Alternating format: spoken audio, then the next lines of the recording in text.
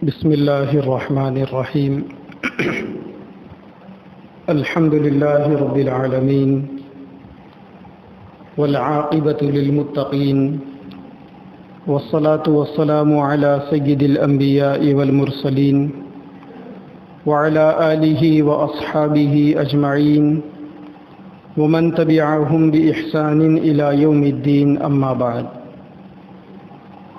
فأعوذ بالله من الشيطان الرجيم. بسم الله الرحمن الرحيم. قل إن كنتم تحبون الله فاتبعوني يحببكم الله ويغفر لكم ذنوبكم. وقال الله تبارك وتعالى: والذين آمنوا أشد حبا لله. قال النبي صلى الله عليه وسلم: ثلاثة من كن فيه وجد حلاوة الإيمان، او كما قال علیہ الصلاۃ والسلام.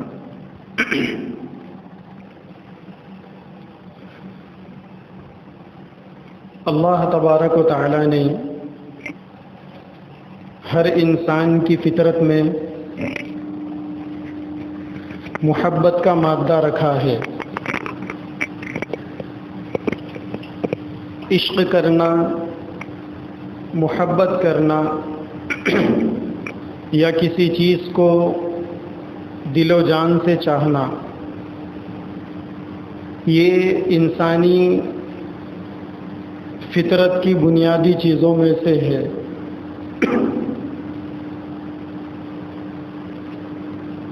اللہ تعالیٰ نے انسانوں کو درد دل کے لیے پیدا کیا ہے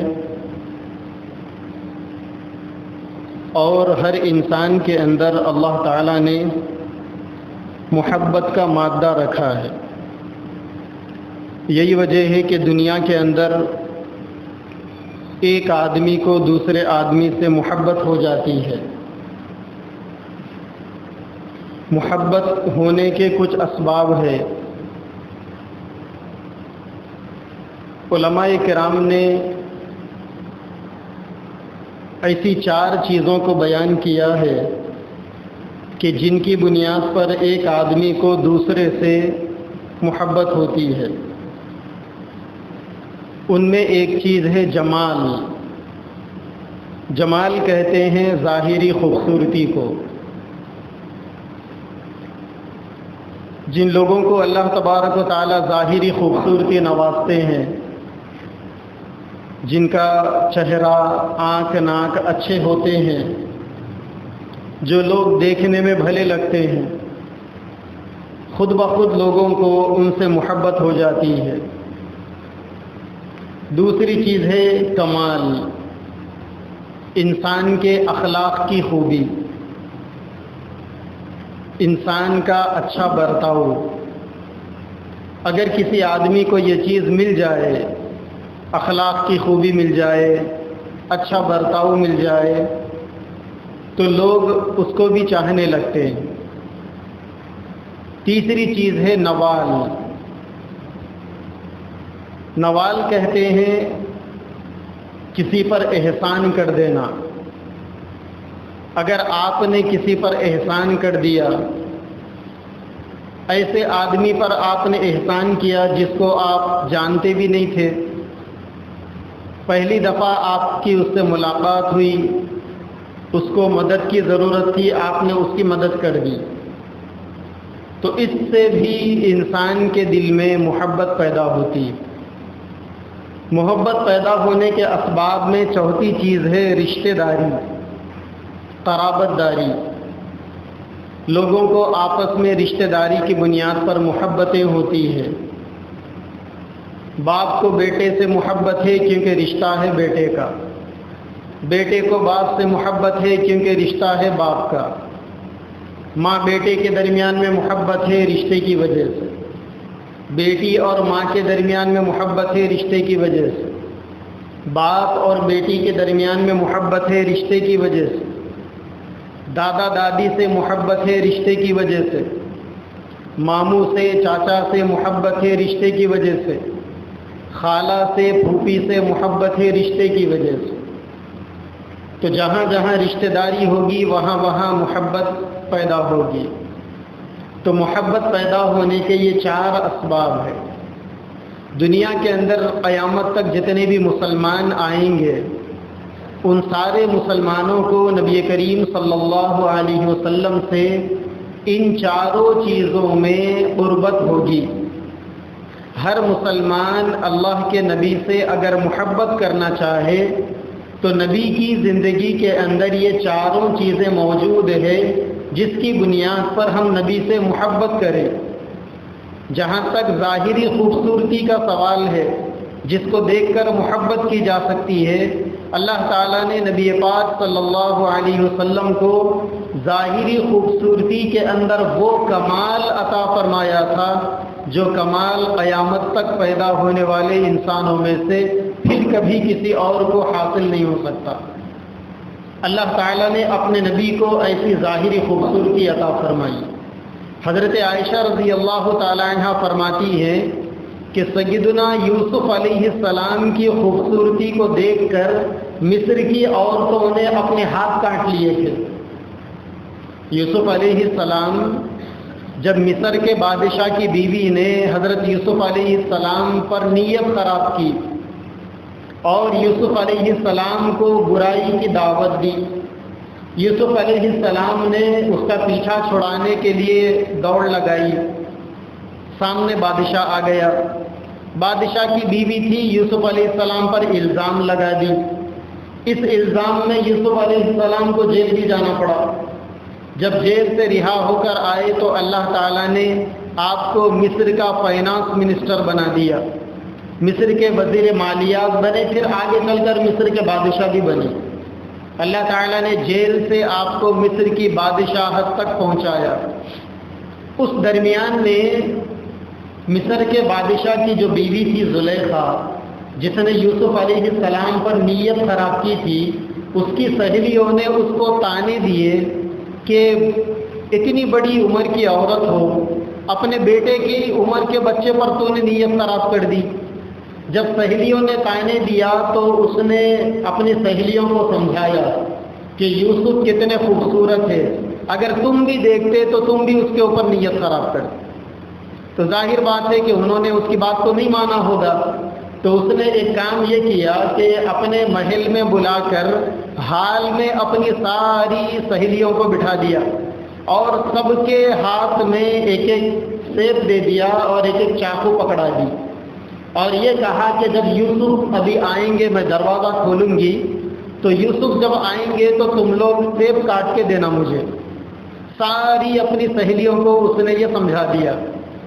جب یوسف علیہ السلام آئے تو زلیخا کی ساری سہیلیاں یوسف علیہ السلام کی خوبصورتی کو دیکھ کر اتنا پاگل ہو گئی۔ قرآن مجید کے اندر اللہ تبارک و تعالیٰ فرماتے ہیں قطعنا ایدیہن، سیب کاٹنے کے بجائے وہ لوگ یوسف علیہ السلام کو دیکھنے میں اتنی مگن تھی کہ اپنے ہاتھوں کو کاٹ لیا انہوں نے۔ چاقو سے ہاتھ کٹ رہے ہیں اور ان کو احساس بھی نہیں ہے کہ ہمارے ہاتھ کٹ رہے ہیں، اتنے خوبصورت تھے سیدنا یوسف علیہ السلام۔ اللہ تعالیٰ نے ظاہری خوبصورتی اتنی عطا فرمائی تھی۔ حضرت عائشہ رضی اللہ تعالیٰ عنہ فرماتی ہے کہ یوسف علیہ السلام کی خوبصورتی کو دیکھ کر مصر کی عورتوں نے اپنے ہاتھ کاٹ لیے۔ اگر وہ میرے یوسف یعنی محمد صلی اللہ علیہ وسلم کو دیکھ لیتے تو اپنے دل کاٹ لیتے۔ کیوں؟ کیونکہ اللہ تبارک و تعالیٰ نے نبی پاک صلی اللہ علیہ وسلم کو ایسی خوبصورتی عطا کی تھی۔ حضرت عائشہ رضی اللہ تعالیٰ عنہ فرماتی ہے بادلوں والی رات میں جبکہ بالکل اندھیرا ہوتا ہے، گھر کے اندر بند کمرے میں، رات کی تاریکی میں، اندھیرے میں، مجھے جب سوئی کے ناکے میں تاگا پرونا ہوتا تو میں اللہ کے نبی کے چہرے انور کے پاس جا کر تاگے کو پرو دیتی ہوں۔ رات کی کالی رات کے اندر، کمرے کے اندر، رات کے اندھیرے میں اللہ کے نبی کے چہرے انور سے ایسا نور نکلتا تھا اور ایسی روشنی پھوٹتی تھی کہ حضرت عائشہ اللہ کے نبی کے بازو بیٹھ کر تاگے کے ناکے کے اندر، سوئی کے ناکے کے اندر تاگا ڈال لیا کرتی تھی۔ تو اللہ کے نبی صلی اللہ علیہ وسلم کو اللہ تبارک و تعالیٰ نے ظاہری طور پر یہ خوبصورتی عطا فرمائی. اسی لیے حضرت حسان بن ثابت رضی اللہ تعالیٰ عنہ جو مشہور شاعر صحابی ہے، ان کا ایک شعر ہے اللہ کے نبی صلی اللہ علیہ وسلم کی شان میں، وَأَحْسَنُ مِنْكَ لَمْ تَرَ قَطُّ عَيْنِي. اے نبی صلی اللہ علیہ وسلم، آپ سے زیادہ حسین اب تک میری آنکھوں نے کسی کو نہیں دیکھا. وَأَجْمَلُ مِنْكَ لَمْ تَلِدِ النِّسَاءُ، آپ سے زیادہ جمال والا، آپ سے زیادہ خوبصورت انسان آج تک کسی ماں نے جنا ہی نہیں، پیدا ہی نہیں کیا. خُلِقْتَ مُبَرَّأً مِنْ كُلِّ عَيْبٍ، آپ ہر عیب سے پاک پیدا ہوئے ہیں. كَأَنَّكَ قَدْ خُلِقْتَ كَمَا تَشَاءُ، گویا آپ اپنی مرضی سے پیدا ہوئے ہیں. کوئی انسان نہیں چاہتا کہ اس کے چہرے میں کوئی دھبا ہو، یا اس کی ناک ٹیڑھی ہو، یا ضرورت سے زیادہ لمبی ہو یا نکتی ہو، اس کے آنکھ بہت زیادہ چھوٹے نہ ہو، بہت زیادہ بڑے نہ ہو، ہونٹ موٹے موٹے نہ ہو، اس کے گال رس بھرے ہونے چاہیے، چہرہ ملاحت والا ہونا چاہیے، لوگ دیکھیں تو اٹریکٹ ہو، لوگ اس سے متاثر ہو. ہر آدمی چاہتا ہے کہ میرے جسم کا ڈول ڈال ایسا ہو، میرے چہرے کی خوبصورتی ایسی ہو. حضرت حسان کہتے ہیں کہ اے نبی، آپ ایسا پیدا ہوئے ہیں گویا آپ اپنی مرضی سے دنیا کے اندر آئے ہیں. آپ کے چہرے کے اندر کسی قسم کی کوئی کمی نہیں، ہر قسم کی خوبصورتی اللہ تبارک و تعالیٰ نے آپ کو عطا فرما دی. آپ کے گال خوبصورتی کے مانند، آپ کے ہونٹ بالکل گلاب کی پتیوں کے مانند، موٹی موٹی آنکھیں، آپ کی اونچی پیشانی جس کو دیکھ کر اندازہ ہو کہ بصیرت جھلک رہی ہے. آپ کے بال ایسے، آپ کے کان ایسے، آپ کا چہرے انور ایسا، آپ کی داڑھی ایسی، آپ کے ہاتھ ایسے، آپ کے شانوں، آپ کا شولڈر، آپ کے پیر، آپ کا جسم، ہر چیز ظاہری ڈول ڈال پر 100% کھرا کھرا. اگر دنیا کے اندر کوئی حسن کی مثال دینا ہے کہ حسن کسے کہتے ہیں، حسین کسے کہتے ہیں، تو کہہ دو کہ جو نبی کے جیسا ہوگا وہی حسین ہوگا. نبی کا جو حسن تھا دنیا کے اندر حسن کی وہی تعریف. تو ظاہری طور پر اللہ تبارک و تعالیٰ نے نبی پاک صلی اللہ علیہ وسلم کو ایسا بنایا. اور جہاں تک آپ کے کمالات کا تعلق ہے، جہاں تک آپ کے اخلاق اور کردار کا تعلق ہے، اس کے اندر بھی اللہ تبارک و تعالیٰ نے آپ کو ممتاز بنایا. قرآن مجید میں اللہ تبارک و تعالیٰ نے نبی پاک صلی اللہ علیہ وسلم کے اخلاق کی مثال دیتے ہوئے فرمایا، إِنَّكَ لَعَلَىٰ خُلُقٍ عَظِيمٍ. اے نبی صلی اللہ علیہ وسلم، آپ اخلاق کے بلند درجے پر فائز ہیں. اللہ تبارک و تعالیٰ نے اپنے نبی کو اونچے اخلاق دے کر پیدا کیا. ایسے اخلاق آپ کے علاوہ کسی اور کو دنیا میں نہیں ملے. جب اللہ کے نبی نے مکہ کے اندر علل اعلان کلمے کی دعوت کا ارادہ کیا، آپ نے سارے مکہ کے لوگوں کو بلایا، سارے لوگ جمع ہوئے، آپ صفا کی پہاڑی کے اوپر ٹھہرے. آپ نے لوگوں سے پوچھا کہ تم نے مجھے اب تک کیسے پایا؟ تم لوگوں کے درمیان کا میں نے جتنی زندگی گزاری ہے میں کیسا تھا؟ تم لوگوں کا تجربہ کیا ہے؟ تو اللہ کے نبی کے سامنے جو لوگ ٹھہرے ہوئے تھے، جو اب تک آپ کے اخلاق سے متاثر تھے، انہوں نے اللہ کے نبی کے بارے میں فرمایا، ما جربناک الا امینا وصادقا. ہمارا اب تک کا تجربہ ہے کہ آپ ایک ہانسٹ انسان ہو، آپ ایک امانت دار انسان ہو، اور آپ سچے ہو، جھوٹ نہیں بولتے آپ. پھر جب اللہ کے نبی نے ان سے یہ پوچھا، میں پہاڑ کے اوپر ٹھہرا ہوا ہوں، تم میرے سامنے ہو، پہاڑ کے پیچھے کی چیزوں کو میں دیکھ رہا ہوں، اگر میں تم سے یہ کہہ دوں کہ پہاڑ کے پیچھے سے دشمنوں کی ایک فوج آ رہی ہے جو تم پر حملہ کرنا چاہتی ہے، تو بتاؤ تم کیا کہو گے؟ انہوں نے کہا کہ محمد آپ سچے انسان ہو، ہم آپ کی بات کا یقین کر لیں گے، آپ جھوٹ نہیں بول سکتے. پھر اللہ کے نبی نے جب دین کی دعوت دی تو سارے پیٹ پھیر کر پلٹ کر چلے گئے. اب تک اللہ کے نبی کو سچے کہنے والے، اب تک اللہ کے نبی کو امانت دار کہنے والے اب پیٹ پھیر کر چلے گئے. کیوں؟ کیونکہ اللہ کے نبی نے اب ان کے سامنے ایک ایسا دین پیش کرنا چاہا تھا جو دین ان کے باپ دادا کے دین سے الگ تھا۔ ان کے باپ دادا ہزاروں خداؤں کی دین کی دعوت دیتے تھے، اور اللہ کے نبی نے ایک خدا کی عبادت کی دین کی طرف دعوت دینے کو پیش کیا تھا۔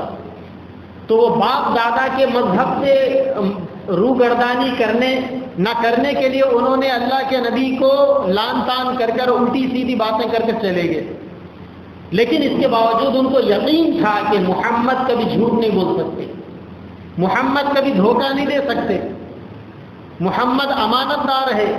چنانچہ اس کے 13 سال تک اللہ کے نبی مکہ میں رہے، اور جب اللہ نے آپ کو مکہ سے مدینہ جانے کا حکم دیا تو مدینہ جاتے وقت آپ نے اپنے بستر پر حضرت علی رضی اللہ تعالیٰ عنہ کو لٹا دیا اور یہ کہا کہ فلاں فلاں کی میرے پاس یہ امانت یہ اماؤنٹ رکھا ہوا ہے، میں تو جا رہا ہوں اللہ کے حکم سے، تم کل صبح یہ امانت ان کو لوٹا کر تم بھی مدینہ آ جانا۔ یعنی جو لوگ اللہ کے نبی کے دین کو ماننے تیار نہیں تھے، وہ لوگ اللہ کے نبی کی امانت داری کے اوپر اتنے پکے تھے، ان کو اتنا یقین تھا نبی پاک صلی اللہ علیہ وسلم کی ایمانداری پر کہ اپنی رقم اپنے پیسے لا کر اللہ کے نبی کے پاس امانت رکھ کر جاتے۔ آپ کے اونچے اخلاق کی اس سے بڑی مثال اور کیا ہو سکتی؟ جب آپ پر پہلی مرتبہ وحی نازل ہوئی، فرشتے کو دیکھ کر آپ کے جسم کے اوپر کپکپی طاری ہوئی، آپ دوڑے دوڑے غار حرا سے اپنے گھر آئے اور اپنی بیوی سے آپ نے کہا کہ مجھے چادر لپیٹ دو۔ ایک عجیب چیز میں نے آج نئی چیز دیکھی ہے، فرشتے کو اپنے آنکھوں سے اللہ کے نبی نے دیکھا، اور آپ کہنے لگے کہ مجھے ڈر ہے کہ کہیں میں ہلاک نہ ہو جاؤں۔ اما جان خدیجہ رضی اللہ تعالیٰ عنہ اللہ کے نبی کو تسلی دیتے ہوئے کہنے لگی انک لتصل الرحیم، اے نبی آپ رشتوں کو جوڑنے والے ہیں، آپ وتحمل الکلہ لوگوں کے بوجھوں کو ہلکا کرنے والے۔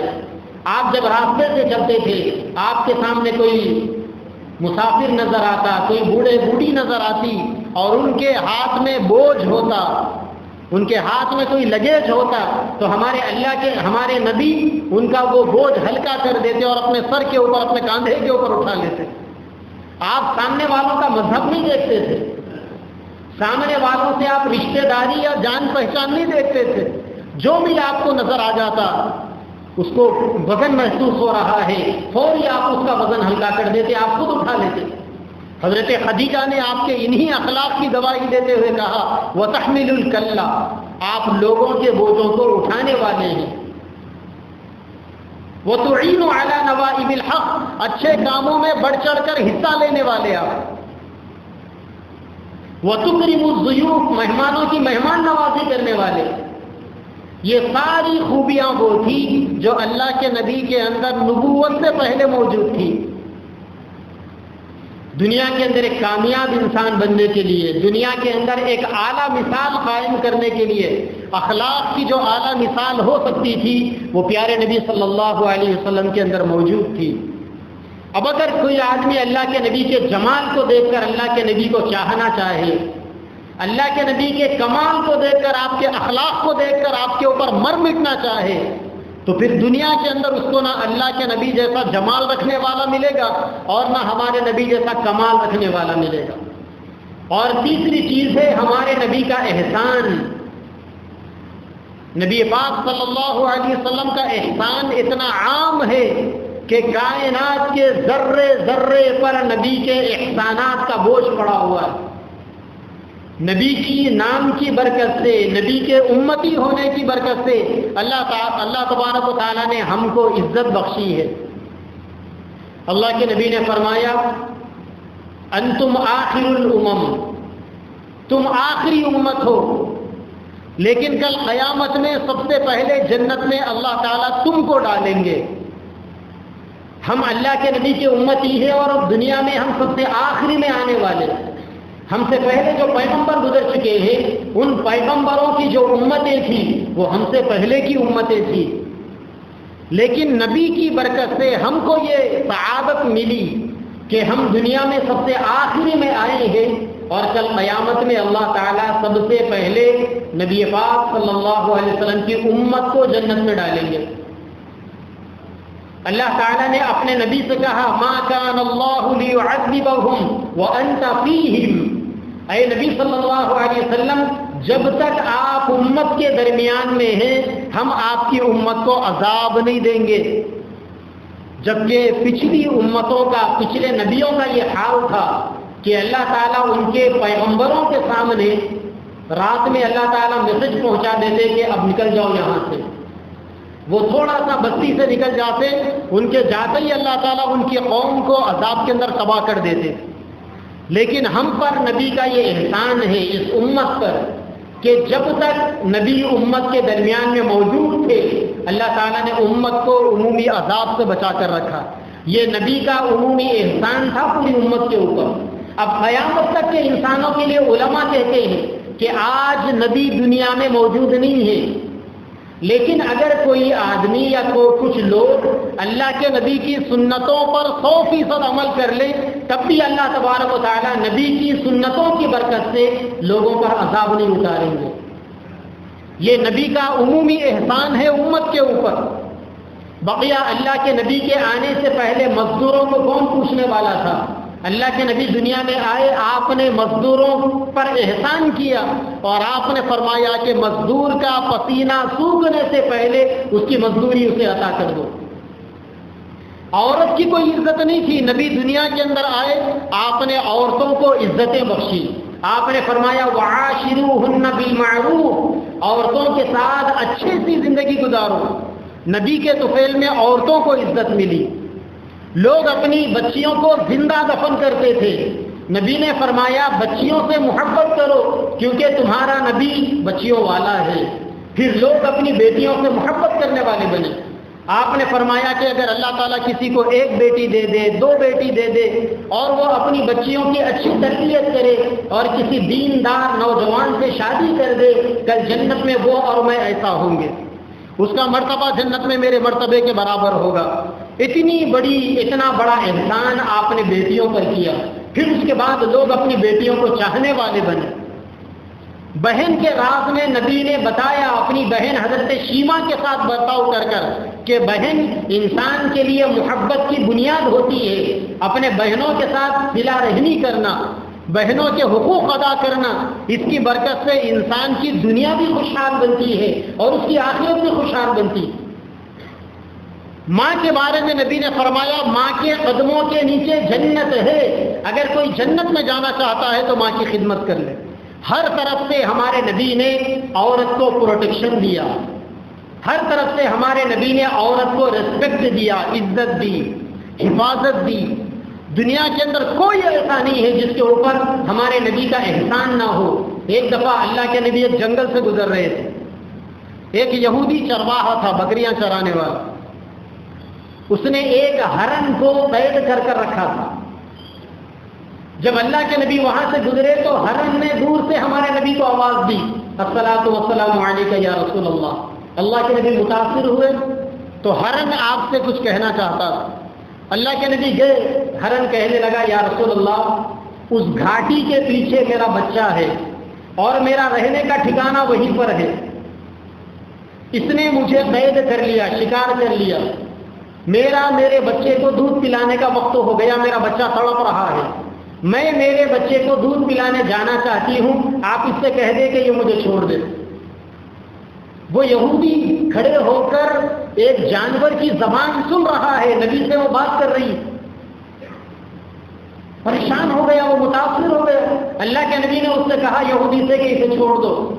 وہ کہنے لگا کہ میں نے بڑی مشکل سے اس کا شکار کیا، اگر چھوڑ دوں گا تو پھر یہ واپس نہیں آئے گی۔ ہرن نے کہا کہ یا رسول اللہ میں آپ سے وعدہ کرتی ہوں، میں جا کر میرے بچے کو دودھ پلا کر آ جاتی ہوں۔ اللہ کے نبی نے یہودی سے کہا کہ میں گارنٹی لیتا ہوں یہ ہرن جائے گا اور اس کے بچے کو دودھ پلا کر واپس آئے گا۔ چنانچہ اس نے ہرن کو چھوڑا، وہ ہرن گیا، جا کر اس پہاڑ کی گھاٹی پر اپنے بچے کو دودھ پلا کر فوری واپس آ گیا۔ یہودی سارے منظر کو دیکھ کر دنگ رہ گیا، پھر اس نے ایمان قبول کر لیا۔ جانوروں کے اوپر بھی اللہ کے نبی کے حقوق، ان کا احسان ہے۔ ایک دفعہ ایک اونٹ آیا آپ کے پاس، آ کر آپ کے سامنے جھک گیا اور کہنے لگا کہ اے اللہ کے رسول، میرا جو آقا ہے، میرا مالک ہے، مجھے بہت تھکاتا ہے، کام بہت زیادہ مجھ سے لیتا ہے اور مجھے وقت پر چارہ نہیں دیتا۔ اللہ کے نبی نے اس کے مالک کو بلا کر تنبیہ کی، مالک نے توبہ کیا، وعدہ کیا کہ آئندہ سے پھر ایسا نہیں کروں گا۔ اللہ تبارک و تعالیٰ نے نبی پاک صلی اللہ علیہ وسلم کی برکت سے کائنات کے ذرے ذرے پر احسانات کی بارش برسائی۔ اگر کوئی انسان نبی سے محبت کرنا چاہتا ہے تو نبی کے احسان کو دیکھ لے۔ آج نبی کی امتی ہونے کی برکت ہے کہ ہماری زندگیوں میں دین نام کی چیز نہ ہونے کے باوجود اللہ تبارک و تعالیٰ نے آج ہمیں عزت کی زندگی عطا فرمائی۔ پچھلے زمانے میں اگر کوئی انسان رات میں کوئی گناہ کرتا تو صبح ہوتے ہوتے اس کے دروازے کے اوپر لکھا ہوا ہوتا کہ اس نے رات میں چوری کی، اس نے رات میں زنا کیا، اس نے رات میں فلاں جگہ ڈاکہ ڈالا، اس نے رات میں فلاں پر ظلم کیا۔ یہ نبی کا احسان ہے کہ ہم ساری زندگی گناہوں پر گناہ کرتے ہیں، لیکن اللہ تبارک و تعالیٰ نہ ہمارے دروازے پر کوئی چیز لکھاتے ہیں اور نہ ہماری پیشانیوں پر ہماری برائیاں لکھی ہوئی ہوتی ہیں۔ یہ نبی کے احسان کا بدلہ ہے۔ اور چوتھی چیز ہے دنیا کے اندر محبتیں، چاہتوں کی بنیاد قرابت داری، رشتہ داری کی بنیاد پر لوگوں سے محبت کرتے۔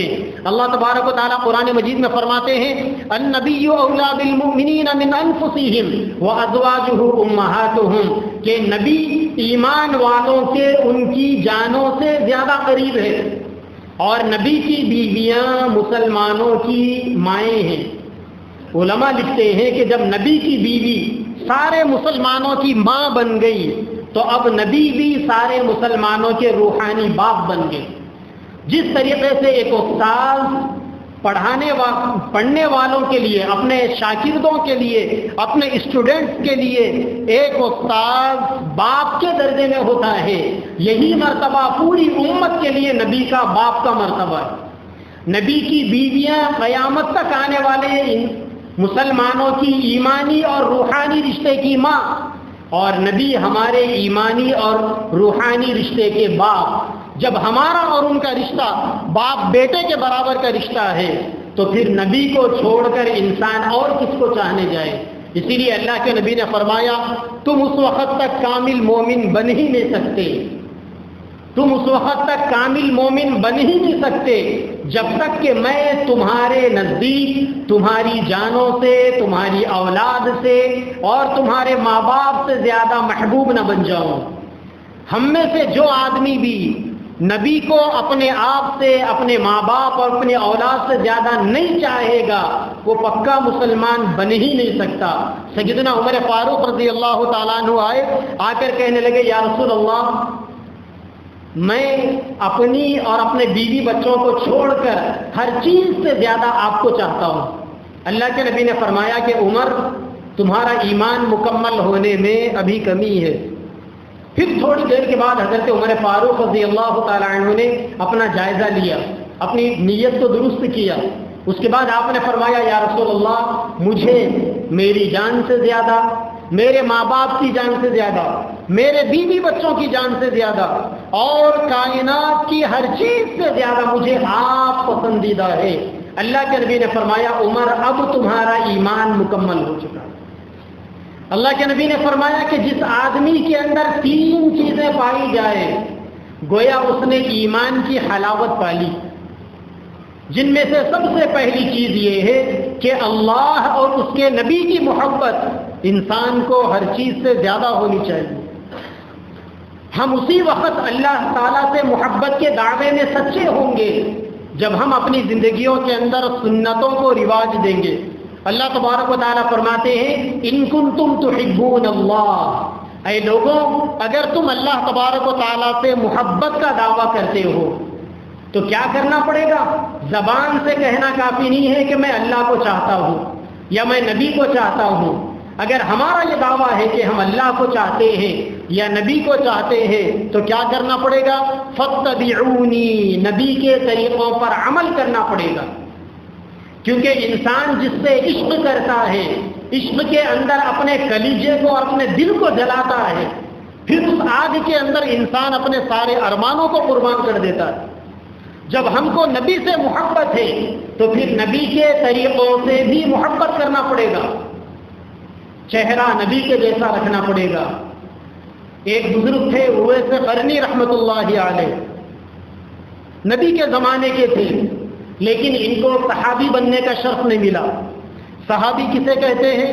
جس نے نبی کو ایمان کی حالت میں دیکھا اور ایمان کی حالت میں دنیا سے رخصت ہوا، وہ صحابی ہے۔ بعض وہ بھی تھے جنہوں نے نبی کو ایمان کی حالت میں دیکھا تھا لیکن بعد میں وہ مرتد ہو کر مرے، کافر بن کر مرے، وہ صحابی نہیں ہیں۔ اور بعض ایسے بھی تھے جنہوں نے نبی کو تو دیکھا تھا لیکن نبی کے دنیا سے جانے کے بعد انہوں نے ایمان قبول کیا تھا، اب وہ صحابی نہیں ہیں۔ انہوں نے صحابہ کو دیکھا تو اب وہ سیکنڈ درجے کے ایمان والے یعنی تابعی ہے، اب وہ ان کا مرتبہ تھوڑا سا گھٹ گیا۔ تو ایک بزرگ تھے اویس قرنی، اللہ کے نبی کے زمانے کے تھے، اسی زمانے میں ایمان بھی لا چکے تھے لیکن نبی کو دیکھنا نصیب نہیں ہوا۔ اس کی وجہ یہ تھی کہ ان کی ماں بوڑھی تھی، بستر پر رہتی تھی، ہاتھ پیر سے معذور تھی، پیرالائسس اٹیک ہوا تھا۔ ماں کی خدمت کی وجہ سے 8-9 سال کا عرصہ ان کی زندگی کا ایسا گزرا کہ ان کو نبی کو دیکھنے کا موقع ہی نہیں ملا، لیکن نبی کے بارے میں ہمیشہ بے قرار رہتے۔ جو لوگ نبی کے پاس جا کر آتے تو پوچھتے کہ میرے نبی کے بال کیسے تھے، اپنے بال ویسے رکھتے، میرے آقا کی داڑھی کیسی ہے، اپنی داڑھی ویسی رکھتے، میرے آقا کے مونچھ کیسے ہیں، ان کی آنکھیں کیسی ہیں، ان کے کان کیسے ہیں، وہ لباس کیسا پہنتے ہیں، ان کے بولنے کا انداز کیسا ہے، وہ لوگوں سے کیسے ملاقات کرتے ہیں، ان کا کھانا پینا کیسا انداز ہے، ہر چیز لوگوں سے پوچھ کر اس کی نقل مارتے۔ ایک دفعہ جب اسلام کا دوسرا غزوہ ہوا، جنگ احد، ان کو پتا چلا کہ جنگ احد کے اندر اللہ کے نبی کا ایک دانت شہید ہو گیا کافروں سے لڑتے لڑتے۔ یہ بات حضرت اویس قرنی کو معلوم ہوئی کہ میرے نبی جنگ میں لڑتے لڑتے ان کے دندان مبارک شہید ہو گئے۔ حضرت اویس قرنی نے پتھر لیا اور لے کر اپنا ایک دانت توڑ لیا۔ کیوں؟ کیونکہ عشق میں کھڑے کھڑے تھے۔ نبی کا جب دانت ٹوٹ گیا تو اب میرا دانت رہ کر کس کام کا، دانت توڑ لیا۔ تھوڑی دیر کے بعد خیال آیا، ارے میں نے اپنا یہ دانت توڑ لیا، ہو سکتا ہے اللہ کے نبی کا یہ دانت ٹوٹ گیا ہوگا، اس کو بھی توڑ لیا۔ پھر تھوڑی دیر کے بعد خیال آیا، ارے میں نے یہ 2 دانت توڑ لیے، ہو سکتا ہے یہ ٹوٹا ہوگا، اس کو بھی توڑ لیا۔ اس طریقے سے کہتے ہیں، لکھا ہوا ہے کہ انہوں نے نبی کی محبت میں پتھر سے مار مار کر اپنے چہرے کے پورے دانت توڑ لیے۔ عشق یہ چیز ہوتی ہے۔ اسی عشق کا نتیجہ تھا کہ ایک دفعہ اللہ کے نبی نے حضرت عمر اور حضرت علی سے فرمایا کہ عمر، تمہاری میرے ایک امتی سے ملاقات ہوگی فلاں مقام پر، جب تم وہاں پر جانا تو اپنے لیے اس سے دعا کرانا۔ اللہ اکبر! اندازہ کرے حضرت عمر کا کتنا بڑا مقام، حضرت علی کا کتنا بڑا مقام۔ اللہ کے نبی ایسے 2 جلیل القدر صحابہ سے کہہ رہے ہیں کہ اگر موقع ملے تو اپنے لیے ان سے دعا کرانا۔ یہ نبی کے عشق کی کشش تھی حضرت اویس قرنی کے اندر کہ نبی اپنے چہیتے صحابہ سے، وہ صحابی، وہ عمر جن کے بارے میں نبی نے کہا تھا اگر میرے بعد کوئی نبی ہوتا تو عمر ہوتے، جن کے بارے میں نبی نے کہا کہ جنت میں علی، جنت میں میرے گھر کے سامنے تیرا محل میں نے دیکھا، ایسے صحابہ تو اللہ کے نبی کہہ رہے ہیں کہ اگر ملاقات ہو تو ان سے دعا کرا لینا۔ اتنا بڑا مرتبہ حضرت اویس قرنی کو اگر ملا ہے تو نبی سے عشق کے نتیجے میں ملا ہے۔ اب ربیع الاول کا مہینہ آ رہا ہے، ربیع الاول کے مہینے کے آتے ہی مسلمانوں میں عشق نبی کے جذبات بھڑک پڑتے ہیں اور لوگ نبی کے عشق کے نام پر نعرے لگاتے ہوئے، جھنڈے لگاتے ہوئے، گلیوں کو بلاک کرتے ہوئے، مکہ اور مدینہ کے ماڈل بناتے ہوئے، نمازوں کو چھوڑ کر نبی سے عشق کا جھوٹا ڈھنڈورا پیٹتے، شریعت کا مذاق اڑاتے۔ یہ کوئی دینداری نہیں ہے۔ نبی سے عشق کی سب سے اعلیٰ مثال یہ ہے کہ نبی دنیا کے اندر جو دین لے کر آئے تھے، آپ اس دین پر 100% عمل کرنے والے بن جاؤ، نبی کی سنتوں پر عمل کرنے والے بن جاؤ۔ اگر چہرے پر داڑھی نہیں ہے اور نبی سے عشق کا دعویٰ ہے تو اپنے چہرے کو داڑھی جیسی مبارک سنت سے سجا دو، اپنے گھروں کے اندر نبی کی سنتوں کو سجاؤ، اور نبی سے عشق کا دعویٰ ہے چلتے پھرتے اٹھتے بیٹھتے 24 گھنٹے درود شریف پڑھنے والے بنو، اپنے بچوں کے دلوں میں نبی کی محبت پیدا کرو۔ وقت تو ہو چکا ہے، ورنہ میں آپ کو تفصیل سے بتاتا، لیکن ایک جھلک دے کر اپنی بات کو ختم کروں۔ کرنل امیر الدین صاحب رحمۃ اللہ علیہ کا نام سنا آپ نے؟ دعوت و تبلیغ کے بڑے بزرگ تھے۔ ان کی والدہ اسکاٹ لینڈ کی یہودی تھی اور ان کے والد حیدرآباد کے نظام گورنمنٹ میں پولیس ڈپارٹمنٹ میں کرنل کے عہدے پر تھے، مسلمان تھے۔ دونوں کا نکاح ہوا۔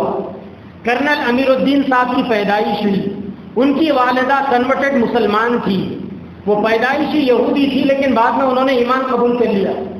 ایمان قبول کرنے کے بعد اس اللہ کی بندی کو نبی سے اتنا عشق ہوا اور وہ اتنا درود صبح اور شام پڑھنے والی بنی کہ پھر ایک ایسا دن آیا جب کرنل صاحب جوان ہوئے نا، روزانہ ان کی ماں خواب میں اللہ کے نبی کو دیکھتی اور دیکھ کر صبح فجر کے بعد اپنے بیٹے کو بلا کر کہتی کہ بیٹا آج میں نے میری نبی کو خواب میں دیکھا ہے، نبی کی داڑھی ایسی تھی، تم بھی داڑھی ایسی رکھنا، نبی کا چہرہ ایسا تھا، تم بھی اپنا چہرہ ایسا بنانا، نبی کپڑے ایسے پہنتے تھے، تم بھی کپڑے ایسے پہننا، نبی بال ایسے رکھتے تھے، تم بھی بال ایسے رکھنا، نبی کا امامہ ایسا ہوتا تھا، تمہارا امامہ بھی ایسا ہونا۔ ماں روزانہ نبی کو خواب میں دیکھتی اور اپنے بچے کی زندگی کو نبی کی زندگی کے سانچے میں ڈھالتی تھی۔ ہے کوئی ایسا عشق کرنے والا نبی سے؟ آج نظر آتے ہیں نبی کسی کو خواب میں، زندگی ختم ہو جاتی ہے نبی کا امتی امتی کہتے ہوئے، لیکن نبی خواب میں نظر نہیں آتے۔ کیوں؟ کیونکہ نبی سے محبت پیدا ہی نہیں ہوئی، نبی سے تعلق قائم ہی نہیں ہوا، نبی کے عشق سے سینے خالی ہے، ان سینوں کے اندر دنیا بھری ہوئی ہے، فانی ہونے والی محبتیں بھری ہوئی ہے، اور طور طریقے کافروں کے، یہودیوں کے، اسلام دشمن طاقتوں کے جب غیروں کے طور طریقوں کو اپنائیں گے تو پھر نبی سے نفرت تو ہو سکتی ہے لیکن نبی سے محبت نہیں ہو سکتی۔ نبی کی محبت پیدا کرنے کے لیے نبی کے طریقوں پر عمل کرنا پڑے گا۔ حیدرآباد کے بزرگ تھے مسکین شاہ صاحب رحمۃ اللہ علیہ، ایک مرتبہ سانپ ڈس دیا، شکر ادا کرنے لگے، شاگرد سے کہنے لگے اللہ کا شکر ہے آج ایک سنت زندہ ہو گئی۔ شاگرد نے پوچھا کہ کیا ہوا؟ کہنے لگے سانپ نے مجھے ڈس دیا۔ شاگرد نے کہا کہ نبی کو تو سانپ نے کبھی ڈسا نہیں تھا۔ استاد نے پوچھا کہ سنت کسے کہتے ہیں؟ سنت ایک تو نبی کا عمل، دوسرا اگر کسی صحابی کا عمل نبی کے سامنے ہو جائے وہ بھی تو سنت ہے نا۔ غار ثور کے اندر اللہ کے نبی کے سامنے سانپ نے ابو بکر رضی اللہ عنہ کو ڈسا تھا نہیں ڈسا تھا؟ ڈسا تھا۔ جب اللہ کے نبی کے سامنے وہ سنت ہوئی تھی تو الحمدللہ آج سانپ نے مجھے ڈسا ہے، میری ایک سنت زندہ ہوگی۔ ایسے تھے لوگ، سانپ کے ڈسنے سے خوش ہوتے تھے کہ اللہ کے نبی کی سنت زندہ ہو گئی۔ جو چیز ان کے اختیار میں نہیں تھی اس پر عمل کرتے تھے۔ مولانا خلیل احمد سہارنپوری رحمۃ اللہ علیہ بڑے علماء دیوبند میں، وہ کہتے تھے کہ میں نے اللہ سے 3 دعائیں مانگی ہے، اللہ نے میری 2 دعاؤں کو قبول کر لیا، اب دیکھنا ہے کہ تیسری دعا کا کیا ہوتا ہے۔ پوچھا گیا کہ تیسری دعا کون ہے؟ کہنے لگے تیسری دعا یہ تھی کہ اے اللہ نبی کے شہر میں مدینہ میں مجھے موت آئے۔ اللہ تعالیٰ نے وہ دعا بھی قبول کر لی، موت مدینہ منورہ کے اندر آئی، اور جب قبر بنانے کا موقع آیا تو قیامت تک آنے والے مسلمانوں کی ایمانی ماں اما جان عائشہ رضی اللہ تعالی عنہا کے قدموں میں جگہ ملی اور وہاں ان کی قبر بنی۔ 1300 سال کے بعد پیدا ہونے والا، ہندوستان کے یو پی کے سہارنپور میں پیدا ہونے والا ایک ایمانی بیٹا دین کی خدمت کر کر جب آخری نیند سونے کے لیے گیا تو اپنی ایمانی ماں کے قدموں میں سو کر اس نے یہ میسج دے دیا کہ مسلمان دنیا کے کسی بھی کونے میں پیدا ہو، اگر اس کے دل میں نبی کی محبت ہے، نبی کی ازواج مطہرات کی محبت ہے، نبی کے اہل بیت کی محبت ہے، اور اس کے دل میں نبی کے دین کو عام کرنے کی تڑپ ہے، نبی کی سنتوں کو زندہ کرنے کا جذبہ ہے، اللہ تبارک و تعالیٰ اخیر عمر میں اس کو مدینہ بلاتے ہیں، اور جس ماں کے تقدس کے لیے زندگی بھر محنتیں کیا تھا، اسی ماں کے قدموں میں اللہ تبارک و تعالیٰ اسے آخری آرام گاہ قبر کی شکل میں دیتے ہیں۔ یہ تھا ہمارے بزرگان دین کا عشق، یہ تھا کہ ہمارے بزرگان دین کی ادائیں۔ اگر ہم بھی چاہتے ہیں کہ ہمارے دلوں کے اندر نبی کی محبت پیدا ہو، دو کام آپ کر لیجئے۔ پہلا کام اپنے لیے اور دوسرا کام اپنے گھروں کے لیے۔ اپنے لیے پہلا کام یہ ہے کہ ہم میں سے ہر آدمی روزانہ کم از کم 1000 مرتبہ چلتے پھرتے اٹھتے بیٹھتے درود شریف پڑھے۔ لمبا درود شریف نہیں پڑھتے، چھوٹا درود شریف ہے، صلی اللہ علیہ وسلم صلی اللہ علیہ وسلم صلی اللہ علیہ وسلم۔ انشاءاللہ آپ درود شریف شروع کریں، پھر آپ بتائیں گے کہ دنیا میں ایک بادشاہ کو بھی وہ سکون نہیں ملے گا جو سکون اللہ تبارک و تعالیٰ آپ کو دیں گے۔ آپ کی ساری پریشانیوں کے مسائل ختم ہو جائیں گے۔ اور دوسرا کام، تھوڑے سے موٹے چنے اپنے گھروں کو لے کر جائیے، اپنے بیوی سے کہہ دیجئے، اپنے بچوں سے کہہ دیجئے کہ یہ چنے رکھو، روزانہ صبح اور شام ایک ٹائم متعین کرو، برابر وقت پر گھڑی دیکھ کر ایک 10 منٹ کے لیے سب بیٹھ جاؤ اور ان چنوں کے اوپر درود شریف پڑھ لو، اور اپنے جو مسائل ہیں اللہ تبارک و تعالیٰ سے مانگتے ہوئے دعائیں کرو۔ انشاءاللہ اس کی برکتیں آپ دیکھیں گے۔ چند دنوں کے اندر گھروں سے پریشانیاں ختم ہوگی، الجھنیں ختم ہوں گے، بیماریاں ختم ہوں گی، روزی روٹی کے مسائل ختم ہوں گے، جادو کے، جنات کے، بری نظر کے، سحر کے اثرات کے جتنے بھی گندے نتائج ہیں، ساری چیزیں ختم ہوگی۔ پھر چند دنوں کے بعد اب آپ اپنی آنکھوں سے درود شریف کی برکات دیکھیں گے۔ ایک طرف درود شریف کا ذخیرہ اور دوسری طرف دل کے اندر نبی پاک صلی اللہ علیہ وسلم کی وہ مچلنے والی محبتیں اور وہ امڑنے والا عشق کا سیلاب۔ پھر دیکھنا زندگی کتنا خوشحال بنے گی۔ یہ چیز کر کر دیکھنے سے تعلق رکھتی ہے، باتوں سے اس چیز کو کیفیتوں تک پہنچایا نہیں جا سکتا۔ اللہ تبارک و تعالیٰ مجھے اور آپ کو اور ساری امت محمدیہ کو علم صحیح اور عمل صالح کی توفیق عطا فرمائے۔ وآخر دعوانا الحمدللہ رب العالمین۔